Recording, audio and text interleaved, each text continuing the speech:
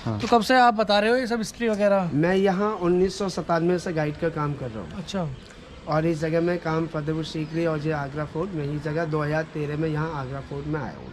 तो इतनी सारी जानकारी आपको मिली वो वो कैसे? मैं बचपने से, मेरे फादर इसमें ASI डिपार्टमेंट में काम करते थे अच्छा। और इसके बाद यहाँ बड़े अफसर लोगों के साथ जाते जाते ये लोग आते थे, सुप्रीडेंट डिप्टी लोग आते थे, उनको समझाते थे, तो बड़े बड़े लोग आते थे, उनके समझने में करता था, पढ़ाई भी करता था और इनके अफसरों के साथ साथ सभी स्टोरी समझने लगा। इसके बाद में अपने बच्चों को पालने का काम ये चालू किया। अच्छा अच्छा। तो अब कितना टाइम लग जाता है वैसे? जैसे अभी हमें लगा आधा घंटा इस फोटो घूमने में। देखिए, अगर देखने के लिए तो अगर हम लोग ऐसा अगर वीडियो बनाने में वैसा लगते हैं, फोटो खींचने में कम से 45 मिनट लग जाता है फोटो को देखने में। अगर जो लोग स्पीड से, जैसे हम लोग खाली फोटो वगैरह नहीं खींचते तो मात्र ज़्यादातर 20-25 मिनट में पूरा किला लोग देख पाते हैं।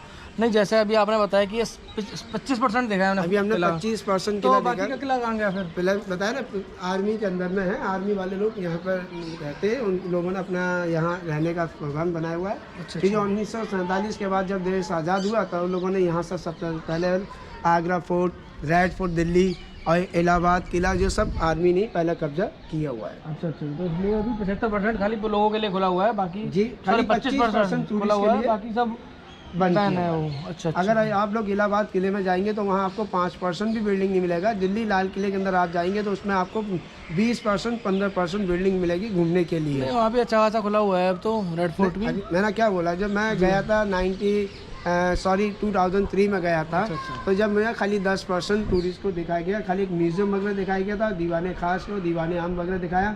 बाकी जब वहाँ काम चल रहा था, अब ये बाद में आप बोल रहे हैं खुल गया हो तो बात अलग है, मैंने उसको जब नहीं देखा था। मतलब आपको तो इसका एक एक चप्पा चप्पा आराम से मुंह जुबानी रटा हुआ है कि कौन सा क्या था, कहाँ था। दिन में कितने टूरिस्टों को घुमा देते हो आप? दिन भर में ये हो जाता है जना, अगर कोई अच्छा टूरिस्ट मिल जाता है, जैसे आप जैसे मिले हैं और भी लोग मिलते हैं, तो हम लोग सुकून से अपना माइंड फ्रेश करने के बाद अच्छी तरह से समझाते हैं। अगर जब कोई टूरिस्ट कहता है भाई हमारे पास टाइम नहीं है और हमको कोई बदतमीजी टूरिस्ट भी मिलता है, ये चल भाई चल, इसके बाद में उसको फिर हम लोग क्या करते हैं, 10 मिनट का जो किला होता है वो 5 मिनट में दिखा देते हैं। अच्छा अच्छा।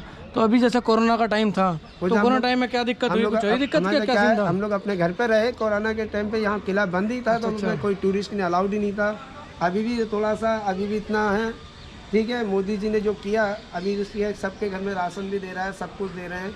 क्या है, बस ये है बिजनेस जो है उन लोगों का थोड़ा कमज़ोर कर दिया गया है। जो बड़े आदमियों के लिए कोई कमज़ोर नहीं है, कि उनका तो टैक्स वगैरह होता है, जिसके लोगों को उनके पास पैसा पहुंच जाते हैं। हम लोगों के पास में क्या है, लाइन में लगी है, जो पैसे कह दिए जी कीजिए वो कीजिए, थोड़ा सा। बट फिर भी राशन पानी तो मिल जाता है टाइम से। वो तो एक बात बताइए, आप एक बात बताइए, 5 किलो राशन कितने दिन आप चला लोगे? 15 दिन कर लेंगे आप, 5-10 आदमी कुछ आपके नहीं घर से में। एटलीस्ट कुछ तो मिल रहा है ये है कोरोना के टाइम में। ऊपर वाले का शुक्र है। इसके बाद अच्छी बात है, उसने राशन बांटा है। और इस बात क्या है, उससे थोड़ा के गरीबों के घर, ये अमीरों के घर से मतलब गरीबों का घर जितना है वो अपने घर पर बच्चों को पालन करते रहे, और उनका क्या है, किसी ने हत्या देने की ज़रूरत नहीं पड़ी है।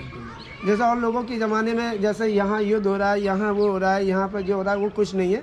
मोदी के ज़माने में आज तक, इतने सालों में आज तक कोई फाइट वगैरह नहीं हुई है हिंदुस्तान के अंदर में। अच्छा अच्छा अच्छा। ये मुझे बहुत अच्छा लगा। बेनिफिट है, क्योंकि फिर अगर फाइट होती है तो बंद होने का चांस ज़्यादा फाइट जो होती है वहाँ कलपुर लग जाता है, लोग बाहरों में जाने में परेशान होती है। जिस जगह में अखिलेश यादव के ज़माने में, क्या कोसी में है या मुजफ्फरनगर में है या और कानपुर साइड में जो लोग होती है, थोड़ा सा क्या होता है आजकल के हमारे लोग, नेता लोग नहीं करते, हमारे लोग क्या करते हैं, वो कुछ मिर्च डाल देते हैं, कोई नमक डालते हैं, तो वो आपस में फिर लड़ाई लड़ते हैं। तो नेता लोग तो खाली हाँ हाय करने के बाद चले जाते हैं। बिल्कुल। तो हम लोगों की गलती होती है। अगर हम लोग का दिल में गुंजाइश हो तो नेता क्या सभी के लिए मोहब्बत हो, तो पूरे हिंदुस्तान के अंदर आज भी कोई ब्रिटिश के ज़माने से लेकर हिंदुस्तान के अंदर कोई भी विदेशी अंदर नहीं आ सकता है। वो तो है ही है, क्यों हम लोगों की ढील है। कहते हैं ना 1947 में जब अपना ये देश आज़ाद हुआ था, और 1962 में अपने 2 जितने किले हिंदुस्तान के 3 मुगल बनाए गए। आप कैसे बनाए गए? एक पाकिस्तान, बांग्लादेश और इंडिया। तो इंडिया का पहला नाम क्या था? भारत। भारत के बाद में इस वक्त में लिख दिया हिंदुस्तान। उसके बाद में इंडिया ब्रिटिश के नाम से दिया गया है इंडिया। तो हिंदुस्तान की ताकत जो कमजोर करने वाला है वो ब्रिटिश है, कोई नहीं। क्यों आपस में सब मिलजुल कर रहे तो बढ़िया रहेगा। ये आप लोग कहते हैं ये मंदिर है, मंदिर में क्यों? हिंदू की पूजा करने के लिए अच्छी बात है, आप पूजा कीजिए। आप मुस्लिम हैं, आप अपना नमाज पढ़िए। जो लोग करते ना, अरे आप मंदिर में नहीं जाएंगे, मैंने सबसे ज़्यादा 10% मुस्लिम एक मंदिर में जाते हुए देखा है, और जिसमें 90% मुस्लिम के महल में और मुस्लिम की मज़ार पर, मस्जिद में सबसे ज़्यादा हिंदू लोग जाते हुए देखे। जो लोग इसमें, कुछ लोग ऐसे भी हैं जैसे देवबंदी हैं एंड शेख है, जैसे सुन्नी जो है वो सुनकर ईमान लेकर आता है। देवबंदी क्या होता है, जो लोग मिर्च डाल देते हैं। अच्छा, अब मैंने देवबंदी हो या कोई भी, उनसे ये पूछना चाहते हैं कि देवबंदी से ये पूछिए, आपने डायरेक्ट ऊपर वाले ने आपको पैदा नहीं किया, माँ बाप ने पैदा किया है, और जब आप माँ बाप की कदर ही नहीं करोगे और जज से डायरेक्ट तुम बात करके देख लोगे तो वकील की जरूरत ही नहीं पड़ेगी। बिल्कुल। ये पहले मैन वकील है, वकील के बाद जज ही तो जज है। और जब आप बोल रहे हैं डायरेक्ट हमने जज से बात करी, तो जज से क्या आपको ऊपर वाले जज ने नहीं फेंका है? जो उस जगह माँ बाप की कदर नहीं करी, तो आपको हज करना, आपकी क्या जगह होगा, माँ बाप की जब रिस्पेक्ट नहीं करोगे? मैं हज करना है या आपका मंदिर में जाने, जैसे कहते हैं लोग गंगा नहाई जाए, तो गंगा जब क्या नहाएंगे, जब पहले अपने माँ बाप की आप लोग कदर ही नहीं कर रहे, तो आप बाहर वालों की क्या कदर कर रहे हैं? तो जैसे आप इतने टाइम से हो, आपने कभी देखा है दंगे अपने आंखों से? मैंने तो दंगे साहब को देखने के लिए देखे हैं, और मैंने खाली ज़िंदगी में योगी जी के ज़माने की नहीं बोल रहा हूँ, मैंने कांग्रेस के ज़माने की भी नहीं कह रहा, किसी की नहीं कह रहा, मैं खाली अखिलेश यादव के ज़माने की कह रहा हूँ। क्यों, मेरे कोसी के अंदर हम लोग फंसे हुए थे, जब कोसी में जब हंगामा हुआ था, लोग वहाँ पर दुकानें भी जलाई गई थी, सब कुछ जलाई गई थी, जब मैंने देखा था। अच्छा अच्छा, हाँ, तो बहुत खतरनाक और डेंजरस सीन होगा वहाँ पे तो। वहाँ जब भी बाबूजी, इसमें ये सोच लीजिए, बस पूछो मत, ऊपर वाले की किस्मत है। कहते हैं ना, जो नसीब मानने वाले से बचाने वाला बहुत बड़ा होता है। कहते हैं ना, कोई आदमी कहते हैं दूसरे की कब्र खोदता है, तो वो खुद की कब्र पहले खोदती है, बाद में दूसरे की कब्र खोदती है। बिल्कुल बिल्कुल। ये अब कहावत आप सेफली यहाँ से आ गए और अब अपना घर बार चला रहे हो बढ़िया। ऊपर कहते हैं ना बाबूजी, जब पेट के लिए कुछ भी करता है, कोई मजदूरी आदमी होगा, या वो होता है कि खाली मुझे गरीब आदमी के ये फर्क होता है, जो कोई आदमी अगर मजदूरी कराता है, उसका अगर पैसा नहीं दे तो उसका दिल रोता है, वो नहीं रोता है। क्या दिल रोने के बाद वो अपने घर में जाता है तो वो रोता है, भाई मेरा आज इतनी मेहनत करके आया हूँ, मुझे पैसा नहीं मिला है और मैं अपने बच्चों को कैसे पालूँ। जो बड़े लोग होते हैं वो क्या करते हैं, कहते हैं ना, एक बड़े बूढ़ों की कहावत है, अफसर की गाड़ी और घोड़े की पिछाड़ी एक बराबर है। पता नहीं कब अफसर कलम चला दे और कब घोड़ा लात मार दे, ये कहावत होती है।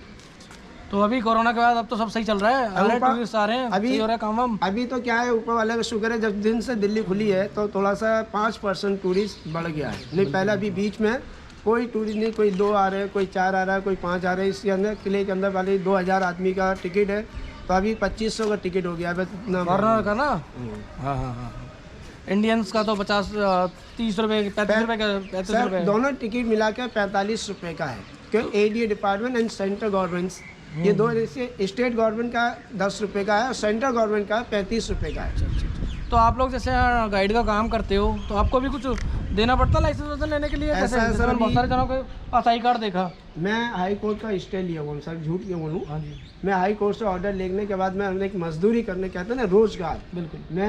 हम लोग एक गाइड वो होते हैं जो लोग ले आते हैं, दुकानों में भी घुमाते हैं, बिल्डिंग भी बताते हैं। तो इसके सभी आपको मालूम है, हिंदुस्तान के अंदर ऐसी कोई सी जगह नहीं है जहाँ विदाउट कमीशन के काम होता है। बिल्कुल।